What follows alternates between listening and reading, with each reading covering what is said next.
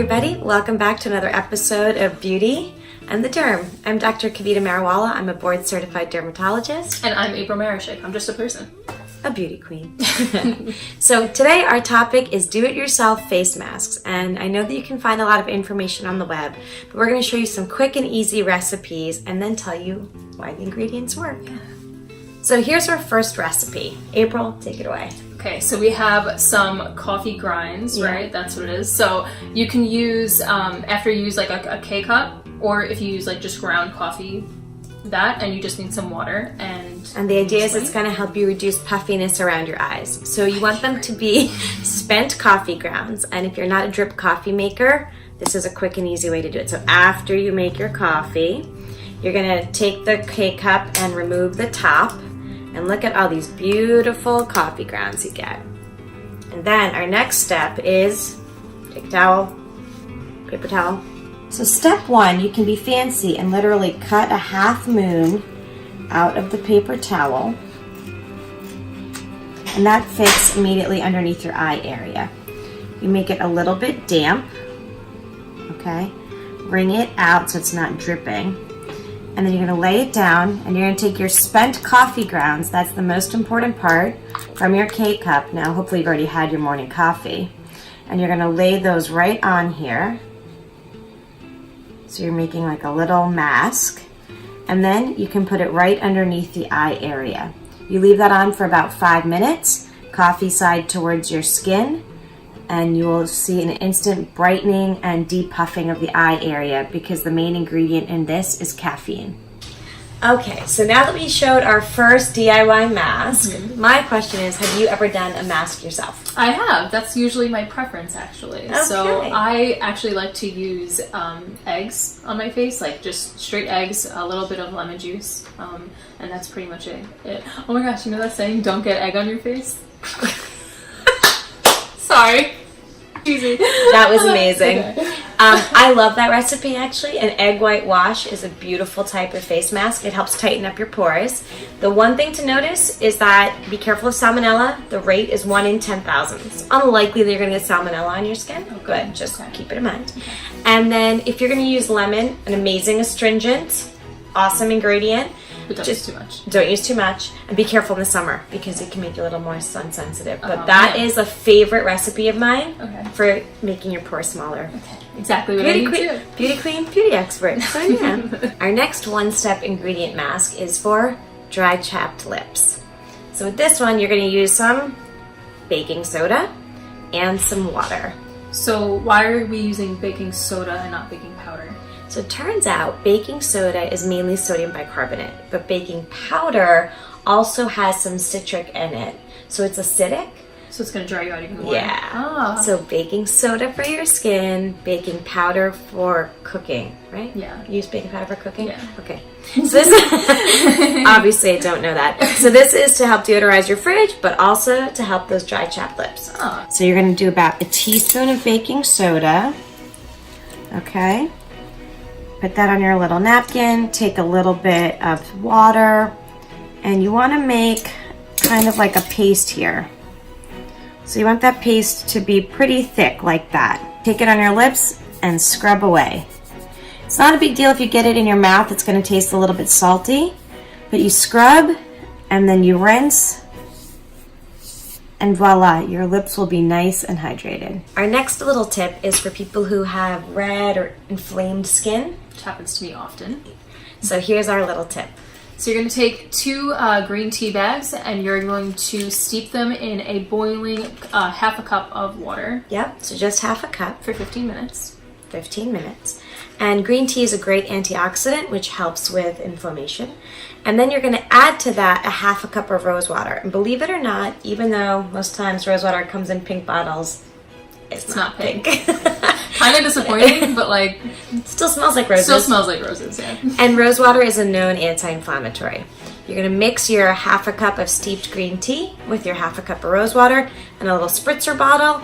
Spray away, and you're going to help see that the redness and peeling will improve. I'm definitely trying that right when I get home. Our next mask is one of my favorites.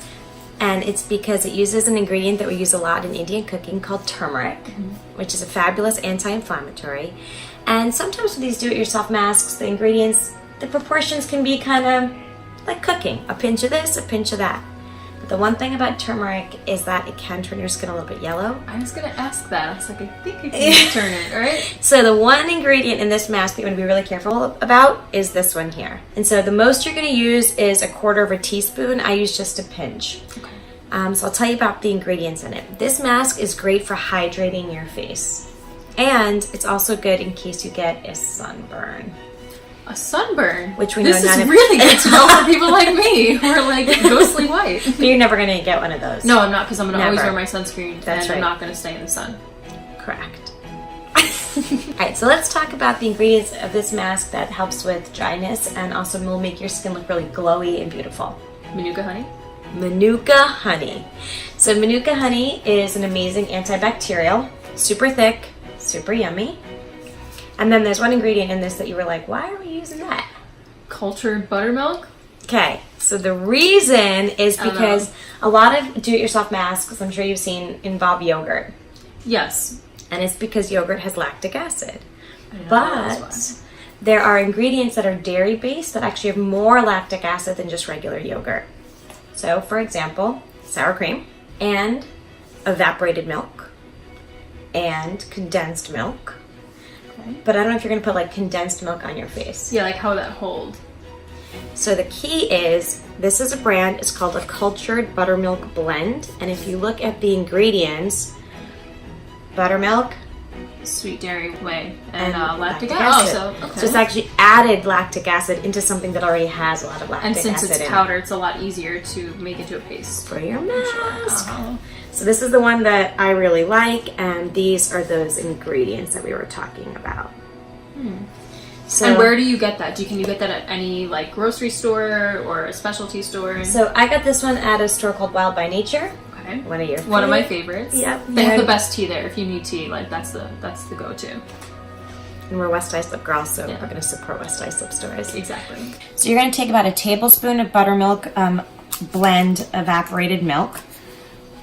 And like you said, April, you don't have to be too picky with the amount for this one. But this is the one. Danger, danger, danger. Don't use too much. Do less than 1/4 teaspoon of turmeric.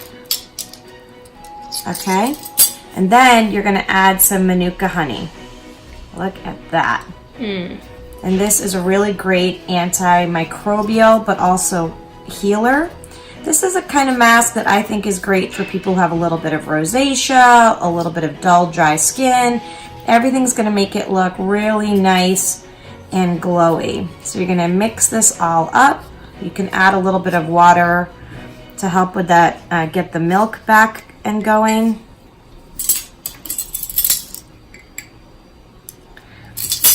And you're going to mix it all up like this. This is a little bit runny, so we're going to add more buttermilk? I'm actually going to add a little bit more honey. Oh. Because the Manuka honey's got such nice anti-inflammatory properties. But we can also add a little bit more of that evaporated milk, and that's going to help thicken this up. There you go.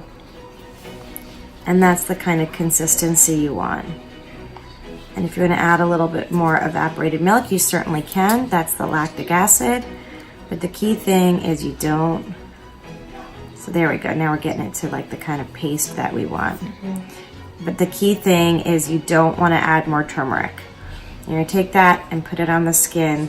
Leave it on for about 15 minutes. Wash it off and you'll be glowing. Okay, so what if you don't really follow recipes all that well and you accidentally add too much turmeric?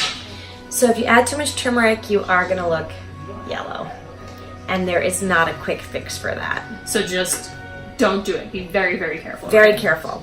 Okay. If there's one thing you learned from this recipe, go easy on the turmeric. Okay, sounds good.